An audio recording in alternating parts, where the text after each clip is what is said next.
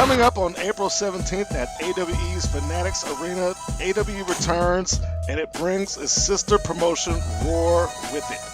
For the second time in the company's history, the ROAR-4-WAR takes place and it features some prime top name talents. We're talking Impact Wrestling's Marti Bell, CZW graduate Brittany Blake, the debuting Morrison, and the spotlight hog of the ROAR division, the intergender icon Ashton Starr. For the second time, he will be taking part in the ROAR-4-WAR, making him the only participant that has competed in it before, but it could also make him a huge target. Ashton Starr has been involved in one way or another with nearly every ROAR match over the course of the past year. Here's an example. When Brittany Blake made her ROAR debut, she took on fellow CZW graduate Penelope Ford in what should have been a one-on-one contest between the two women. However, following the decline of his request to be part of the match itself as a participant, Ashton was assigned the special referee role. Unfortunately, that decision backfired on the ROAR division. Take a look for yourself. No one has really established a clear-cut advantage. Duck underneath the clothesline. Ow! And a big kick right there in the back of the head. Ooh. And an enziguri by Brittany Blake. You cannot turn your back on your opponent for a second. You get something like that. And she came in with a big crossbody and high knee in the corner. Takes her out. Tries to catch her with a face plant, but it looks like Ford shoves her off. Duck underneath the clothesline. Cartwheel into a high crossbody, hooks the leg, and Ashton is taking his sweet time getting over to make the cover. Ford looks like she's trying to apply a submission, a leg lock submission. Leg lock submission with the bridge. And he, rather than look for the submission, he decides to take a selfie with the submission going on in the background. But outstanding refereeing job performed by Ashton Starr. Sarcasm, as you can well tell. And big show of strength by Ford as he picks Blake up with a beautiful suplex. Goes for the cover, very lax. And Ashton, not only was he going for a slow count, but wasn't even looking at the shoulders. He was looking at his own hand. And you can hear the crowd. All she got out of it was a one count. Reversal by Blake, shoots Ford off. Float up. Well, no, not a float up. She caught her with a head scissors, brings her face first into the second turnbuckle. Charges back in, cartwheel. With an elbow. Shades of the Great Buddha. Blake is not in a good position right now. Northern Light suplex with the bridge. Beautiful execution. And Ashton, again, not making any effort to make the count whatsoever. I'm not sure what that was about, why he would choose not to go down and make the count. Ford very well could have won the match right there. Get up, girl. And it looks like it's literally going to have to come down to a point where she may have to knock her opponent out. Standing. Well, I was going to call a standing moonsault. Standing moonsault caught all of the canvas. Rocker dropper by Blake. Puts her face first. And it may have dazed Ford just enough for Blake to get some sort of advantage as she goes to the top rope, comes off. Double stop to the small of the back. And oh my God. Ashton's got Blake, tosses her out to the floor. Hooks the. Are you kidding me? Are you kidding me? Tosses Blake out to the floor. Fast counts Ford. And I'm not sure how this qualifies as legal. It's taking the victory lap. Following that unique outcome, it wouldn't be hard to imagine that Brittany Blake may have it out for Ashton Starr at AWE's Homegrown on April 17th at the Fanatics Arena. Another lady that may have issues with Ashton could be Marti Bell.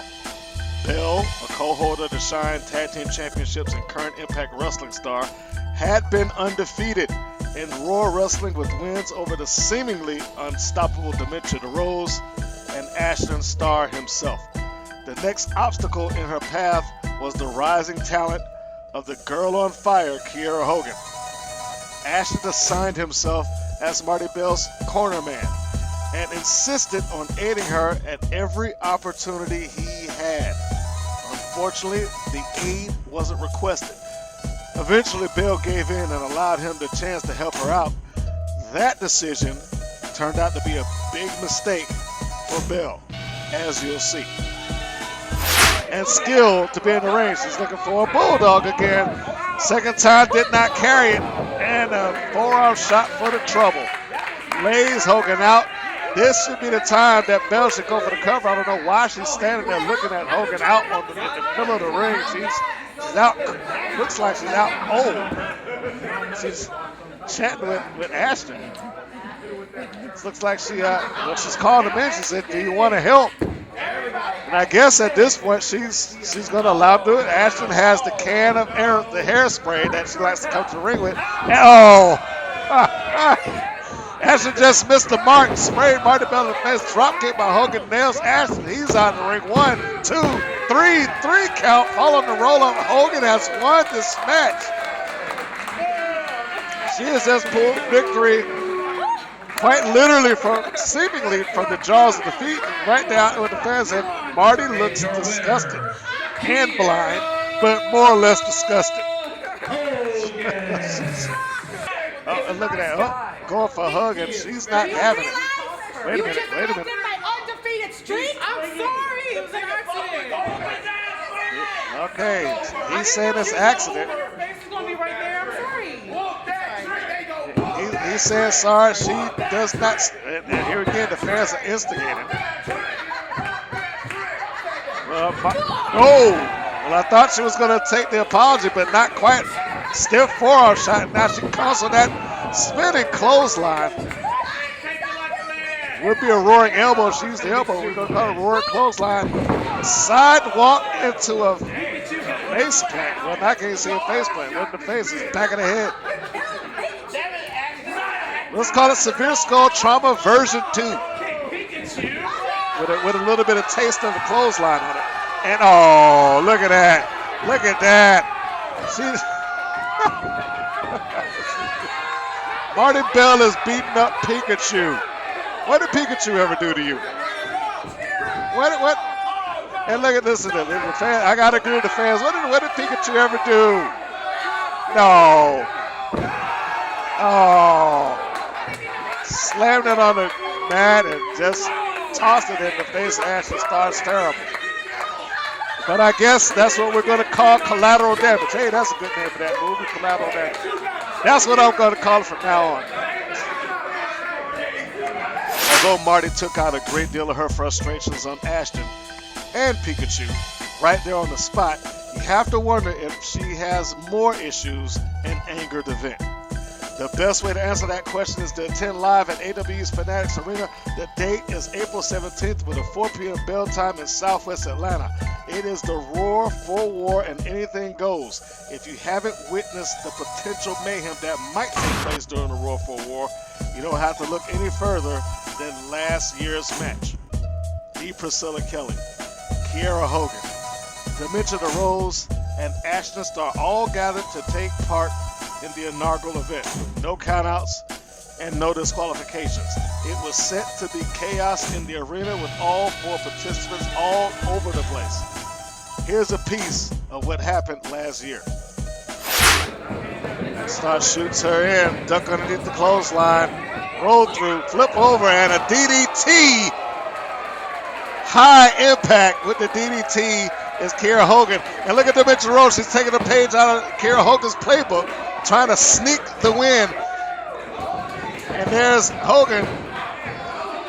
And I would think following that incredible and impressive DDT, one of them might have got the pinfall if the other ones weren't in there to stop it. Leg drop across the back by Priscilla Kelly. And a slap on the rear end. And a bit of a spanking there. Not sure if that's going to secure the win, but these two have a rivalry that goes back well before either one of them were wrestlers. As I stated before, and look, she's got a rear chin lock. Look, she's maybe trying to choke her out. The referee's got to get in there and check. On the outside of the ring, you got Ashton Starr, Dimension Rose trading shots. Priscilla Kelly's looking like she's aiming for the submission. Hogan's able to break out. A lot of action going on simultaneously. Hard to make a call, but we're trying to keep up with it. Looks like Ashton Starr's on the floor. Kelly is choking out Hogan right across the throat. She's in a bad, bad way. I'm almost inclined to believe that Priscilla Kelly is getting out months and months worth of aggression.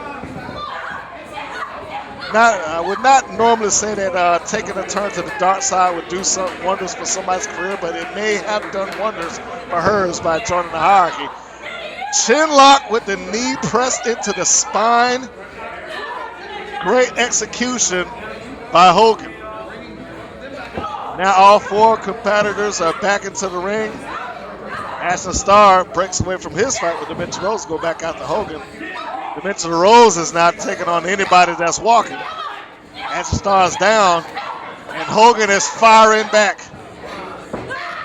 He's proving that she isn't scared of Dimension Rose, although she might need to be following that bite. Dimension does have a quite volatile streak. And I would say easily the strongest person in this ring.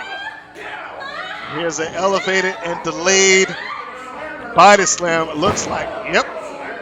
Made Hogan think about it for a little while before she made impact on the mat. This year's ROAR-4-WAR is set to be quite the exciting matchup. Marti Bell and Brittany Blake both returning to ROAR, and both seemingly with axes to grind with the constant face of ROAR, Ashton Starr. To say nothing of the unknown commodity of Maya Morrison, who's making her debut in ROAR, participating in this no-holds-barred four-way match. Morrison is yet another graduate of CCW Academy and is no stranger to taking on male competitors in the ring. Check out these clips of her in action.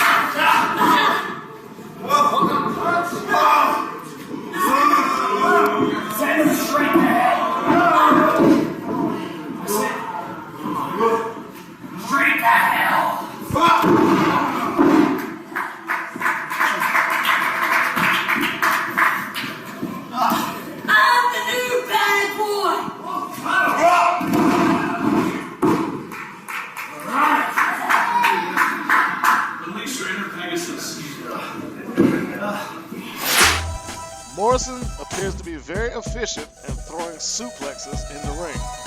Time will tell if she'll be able to lock one of those in on one of her three opponents. For that action, you'll want to see it live at AWE's Fanatics Arena, 2800 Campbellton Road, Atlanta, Georgia. Tickets are available right now.